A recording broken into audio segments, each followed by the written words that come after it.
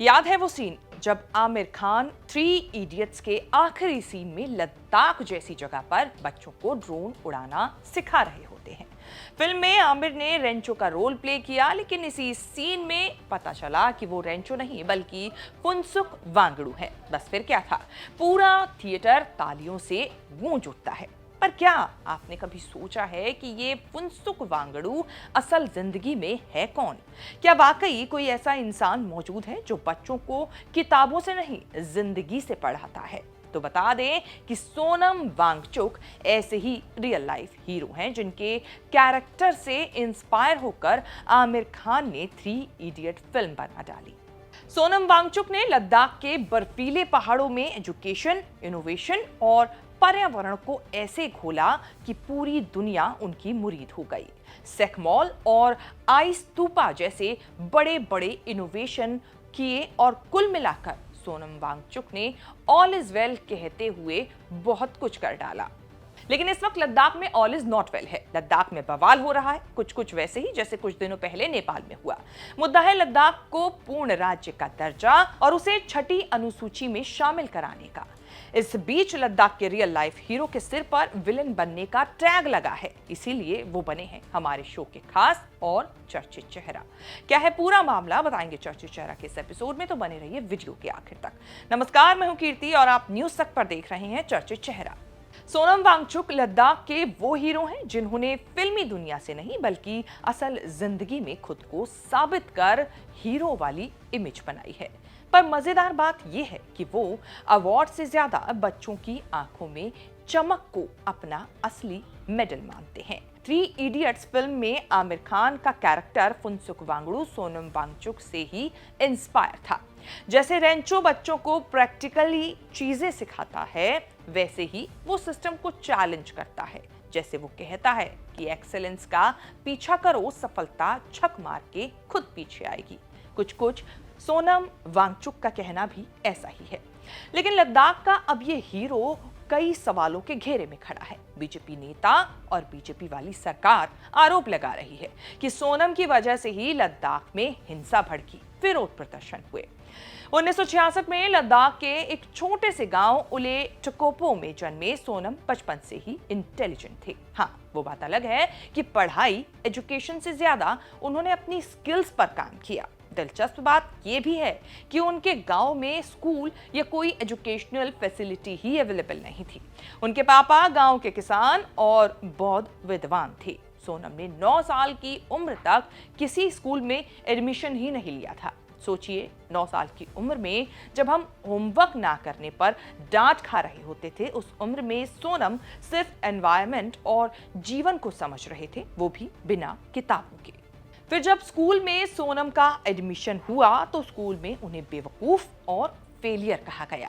लेकिन असल में दिक्कत उनके दिमाग में नहीं बल्कि उस एजुकेशन पैटर्न में थी जो रटने पर जोर देती थी, सोचने पर नहीं। बाद में सोनम ने श्रीनगर के नेशनल इंस्टीट्यूट ऑफ टेक्नोलॉजी से बीटेक किया। फिर फ्रांस के क्राटर स्कूल ऑफ आर्किटेक्ट में अर्तन आर्किटेक्चर में स्टडी की और फिर वहीं से शुरू हुआ उनका असली मिशन, लद्दाख के एजुकेशन पैटर्न को बदलने का।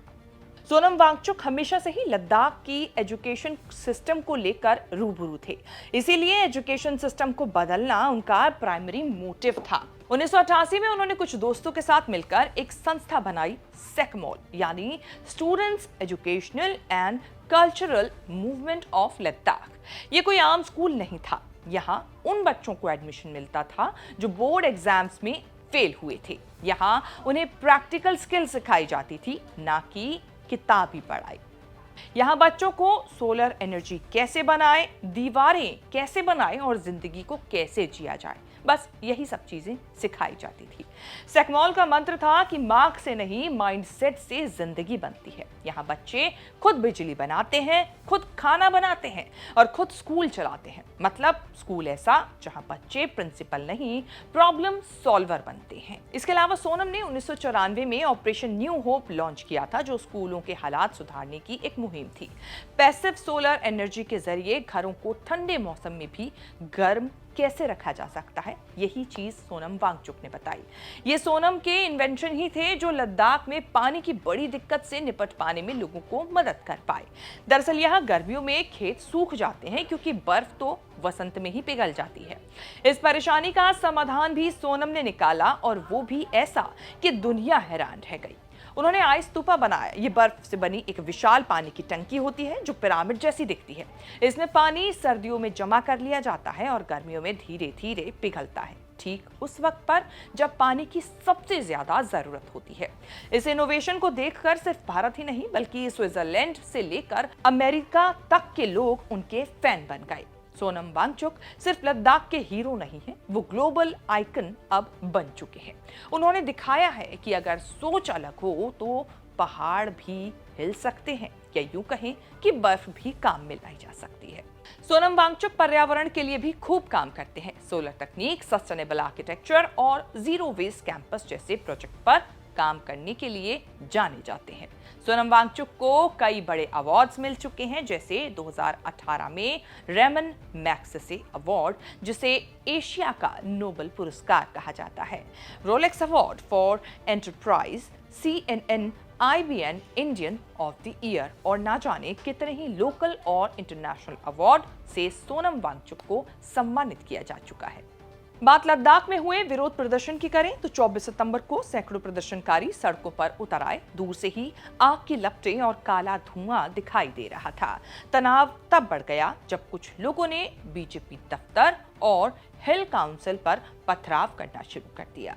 बड़ी तादाद में तैनात पुलिस और अर्धसैनिक बलों ने अशांति पर काबू पाने के लिए आंसू गैस के गोले छोड़े। हिंसा के बाद धारा 163 लागू कर दी गई, यानी 5 या उससे ज्यादा लोग इकट्ठा एक जगह पर नहीं हो सकते। अब इस बात पर गौर करने की जरूरत है कि ये हिंसा क्यों हुई, तो ये भी बता देते हैं। दरअसल सोनम वांगचुक और उनके समर्थक 10 सितंबर से भूख हड़ताल पर बैठे थे, लेकिन इस दौरान 23 सितंबर को इस भूख हड़ताल में 2 प्रदर्शनकारी बेहोश हो गए, जिनमें एक बुजुर्ग महिला भी शामिल थी। इस घटना के बाद लेह एपेक्स बॉडी संगठन के प्रदर्शनकारियों में गुस्सा इस कदर भड़का कि सोच लिया कि अब भूख हड़ताल से बात नहीं बनेगी। संगठन की युवा शाखा ने बुधवार को लेह में बंद का आह्वान किया। इसके बाद एक दूसरे संगठन कारगिल डेमोक्रेटिक अलायंस के लोगों ने भी इस बंद को अपना समर्थन दे दिया और ये ऐलान किया कि पूरे लद्दाख में बंद रखा जाएगा। इन सब के बाद लेह में ये बंद हिंसक हो गया। पुलिस पर हुए पथराव के बाद सिचुएशन कंट्रोल करने के लिए पुलिस ने गोलीबारी की, जिसमें 4 लोगों की मौत होने की बात सामने आई। सोनम वांगचुक ने इसके बाद कई वीडियो मैसेज पोस्ट किए और युवाओं से शांति बनाए रखने की अपील की। मैं अपील करता हूं लद्दाख के युवा पीढ़ी से कि वो जो भी हो इस रास्ते पर न चलें, हिंसा के रास्ते पर। ये मेरे 5 साल के कोशिशों को नाकाम कर देता है। अगर हम इतने सालों से अनशन कर रहे हैं, शांति से पदयात्रा कर रहे हैं और फिर अंत में अगर हिंसा कर बैठे तो ये हमारा रास्ता नहीं है। इसलिए मैं फिर युवा पीढ़ी से हाथ जोड़कर विनती करता हूं कि हम शांति के ही रास्ते से सरकार को कहें और सरकार भी, मैं चाहता हूं कि शांति के संदेश को। मामला तो शांत हो गया, लेकिन आरोप सीधे सोनम पर लगे। BJP IT cell head Amit Malviya ने इस हिंसा का पूरा आरोप सोनम के मत्थे मढ़ा। इतना ही नहीं, सरकार की प्रेस रिलीज में भी यही कहा गया कि हिंसा भड़काने वाला कोई और नहीं बल्कि लद्दाख में हीरो की इमेज रखने वाले सोनम वांगचुक ही थे। बता दें कि साल 2019 में जब केंद्र सरकार ने जम्मू कश्मीर से धारा 370 और आर्टिकल 35A को हटाया था, तब जम्मू कश्मीर और लद्दाख केंद्र शासित प्रदेश बन गए थे और इसी के बाद से लद्दाख को पूर्ण राज्य का दर्जा देने की मांग हो रही थी।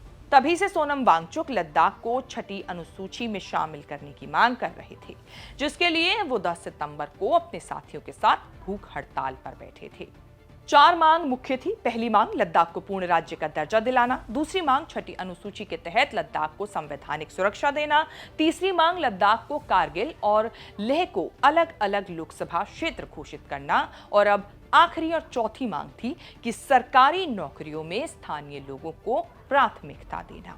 इन्हीं चारों मांगों को लेकर केंद्र सरकार की लद्दाख के कुछ प्रतिनिधियों से बातचीत भी चल रही थी और इसी मुद्दे पर अगली बैठक 6 अक्टूबर को होनी थी, लेकिन उससे पहले ये विरोध प्रदर्शन हुआ, जिसके बाद हिंसा भड़क गई और आरोप लगे सोनम वांगचुक पर। इसीलिए चर्चित चेहरा में सोनम वांगचुक से जुड़ी हमने ये रिपोर्ट आपके सामने पेश की। उम्मीद है ये रिपोर्ट आपको पसंद आई होगी। इसे लेकर आपकी क्या राय है, कमेंट सेक्शन में जाके हमें अपनी बात जरूर बताएं और इस तरह की खबरें आगे भी देखने के लिए बने रहें न्यूज़ तक के साथ।